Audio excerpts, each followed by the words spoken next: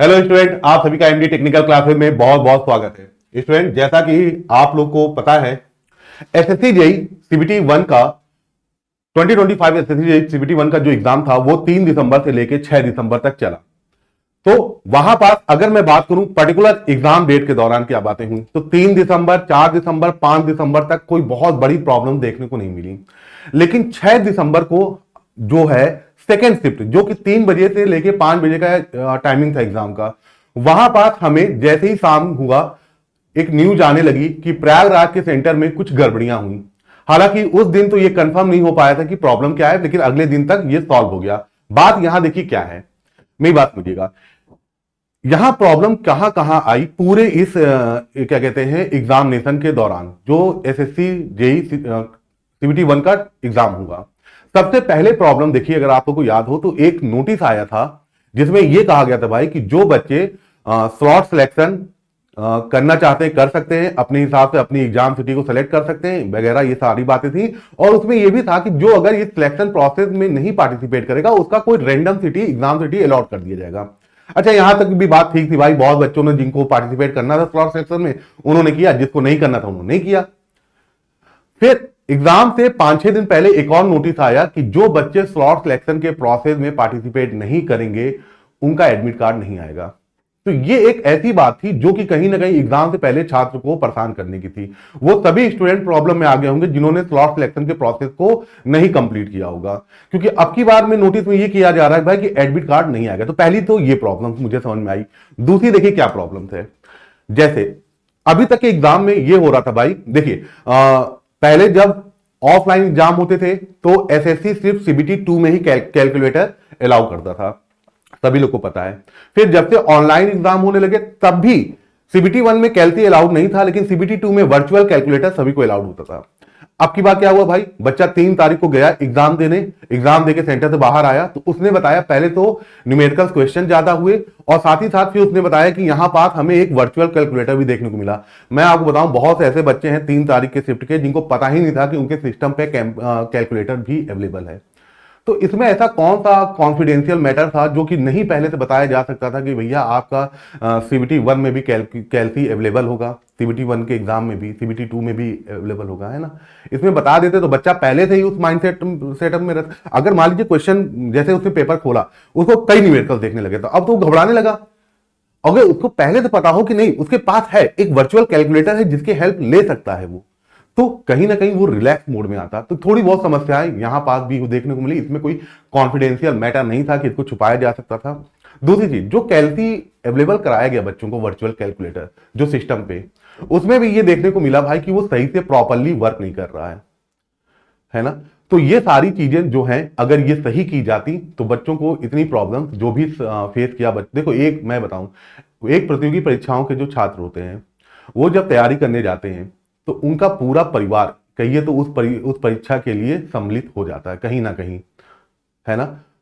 Guardians भी अपनी तरफ से पूरा एफर्ट लगाते हैं, पैसा हो गया, समय हो गया, बच्चा तो अपनी तरफ से पूरा एफर्ट लगा ही रहा है। तो ऐसी छोटी छोटी प्रॉब्लम से अगर उसका माइंड डाइवर्ट, देखो इंसान कई तरीके होते हैं, कुछ छोटी सी पॉइंट किसी को डिस्टर्ब नहीं करती लेकिन वही पॉइंट किसी को बहुत ज्यादा डिस्टर्ब कर देती है ना। यहां पर देखिए क्या हुआ, मैं आपको इस वीडियो में बता रहा हूं कि जो 6 दिसंबर को सेकेंड शिफ्ट का 3 से लेके 5 बजे तक जो एग्जाम होना था सेकेंड शिफ्ट का, इलाहाबाद, जिसे अब नाम बदल के कर दिया गया है प्रयागराज, पहले हम लोग इसको इलाहाबाद से जानते थे, अब प्रयागराज, तो हम लोग प्रयागराज सेंटर से बोलते हैं।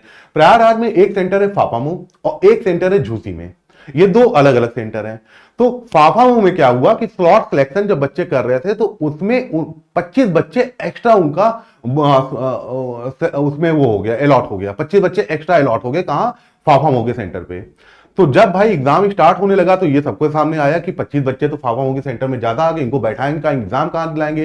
तो ये डिसाइड किया गया कि झूसी का जो सेंटर है वहां इन 25 बच्चों को लेके जाते हैं, वहां एग्जाम कराते हैं। तब तक के लिए जो झूसी में पेपर 3 बजे चालू होना था उसको रोक के वो पेपर लेट किया गया, ताकि यहां से 25 बच्चे, क्योंकि मैं खुद प्रयागराज का रहने वाला हूं तो मुझे पता है कि फाफामऊ से प्रयागराज आने में थोड़ा समय लगता है। दोनों एक सिटी के, प्रयागराज के एक समझ लो एक छोर होते हैं, छोर समझ, कॉर्नर हैं, अपोजिट कॉर्नर्स हैं। तो एक डिस्टेंस फिर डिसीजन लेना, तो घुमा फिरा के ये कहना चाहता हूँ 4:30 बजे लगभग 1.5 घंटे करीब पेपर उनका स्टॉप वो रखा गया, होल्ड पे रखा गया, एग्जाम स्टार्ट नहीं किया गया। उसके बाद एग्जाम चालू किया गया। तो जाहिर सी बात है, जो वहां पहले से बच्चे बैठे थे झूसी सेंटर पे, जिनको 3 बजे एग्जाम देना था, उनको ये लगा कि यार ये 25 बच्चे कौन आ गए, है ना। हर किसी को लगेगा, किसी भी छात्र को लगेगा। और अच्छा, उन सभी स्टूडेंट ने जो झूसी सेंटर पे थे, उन्होंने एक कह सकते हैं कि एक अपने अंदर साहस दिखाया, है ना, कि इस चीज का विरोध उन्होंने किया। अगर वो विरोध ही नहीं करते तो किसी को आज तक पता ही नहीं चलता कि हुआ क्या है प्रयागराज सेंटर पे, है ना। तो उन बच्चों ने कहा कि भैया हम एग्जाम नहीं देंगे, ये 25 कौन है इनका बारे में हमें बताएं। अच्छा, मौके पे कोई ऐसा था भी नहीं कि जो इन 25 बच्चों के बारे में सही से बच्चों को अवगत करा पाए। इतना बता पाते हैं कि हाँ ये फाफाओं के बच्चे हैं, ये एक्स्ट्रा हो गए थे, इनको यहां लाया गया है। बहरहाल उन बच्चों ने अपनी शिकायत दर्ज कराई आयोग को, पुलिस के माध्यम से भी, पुलिस का भी सपोर्ट लिया उन सारे बच्चों ने।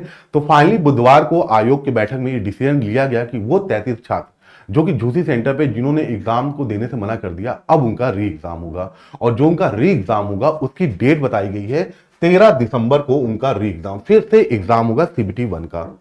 तो पहली चीज, उन सारे 33 छात्रों को फिर से एक कह लीजिए शुभकामनाएं देना चाहेंगे हम अपनी तरफ से, अपने चैनल्स की तरफ से, अपनी संस्था की तरफ से, कि वो मेहनत से, तन मन धन से फिर से एक बार जुड़ जाए और ईश्वर करे उनका पेपर बहुत अच्छा हो। और बाकी सारे बच्चे, आप लोग भी थोड़ा सा अब क्या कहते हैं, वर्चुअल कैलकुलेटर से थोड़ा सा यूज टू हुई है ना, उसके साथ मेहनत करिए। क्योंकि अब क्या ही बोला जाए, जो हुआ अब उसको तो चेंज नहीं किया जा सकता है। पर एक टीचर होने के नाते हम तो यही कहेंगे कि आप लोग अब कैल्सी के साथ थोड़ा यूज टू होइए, क्योंकि डिप्लोमा के बहुत से स्टूडेंट हैं जो कि कैल्सी के साथ प्रॉपरली वर्क नहीं करते। और बहरहाल यहाँ पर तो कई सेंटर पे तो ठीक से कैल्सी भी नहीं काम कर रहा था, कई सिस्टम पे तो कैल्सी ऑपरेट करने से सिस्टम हैंग हो जा रहा था, तो क्या ही लीजिएगा। तो ये एक सूचना है बच्चों जो मैंने बता दिया उन 33 बच्चों के जो झूसी सेंटर के थे, जिन्होंने 6 दिसंबर के सेकेंड शिफ्ट के एग्जाम का विरोध करके एग्जाम नहीं दिया, देने का वो किया, उन बच्चों का फिर से एग्जाम कराया जाएगा 13 दिसंबर को। ठीक है, ये पूरी बात है। ज्यादा जानकारी के लिए किसी भी, कोई भी, अगर आपको टेक्निकल सब्जेक्ट में या एग्जाम से रिलेटेड कोई भी, जैसे रेलवे के एग्जाम्स हो गए, एसएससी जेई के एग्जाम हो, कोई भी जूनियर इंजीनियर, चाहे सेंट्रल हो चाहे आपका स्टेट हो, है ना, कोई भी आपको डाउट हो तो आप इन नंबरों से कांटेक्ट कर सकते हैं। ठीक है बच्चों, तो इतनी जानकारी आपको देनी। ज्यादा जानकारी के लिए आप हमारे @JEE टेलीग्राम चैनल से भी कांटेक्ट कर सकते हैं, जुड़ सकते हैं, जिसमें आपको लेटेस्ट जो अपडेट होता है वो सही टाइम पे प्रोवाइड किया जाता है। Thank you very much.